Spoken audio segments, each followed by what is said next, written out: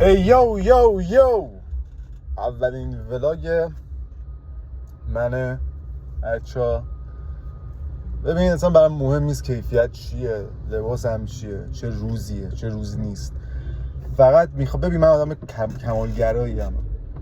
کمالگراییم خیلی بالاست و میخوام اینو بشکنم. اصلا مهم نیست برام که چه اتفاقی میفته، فقط میخوام اینو بشکنم، یه ویدیو رو آپلود کنم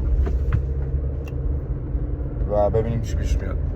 خیلی دوست دارم که شرایطم داستانامو باهاتون شیر بکنم، چون که کلاً تولید محتوا رو دوست دارم و باحال به نظرم.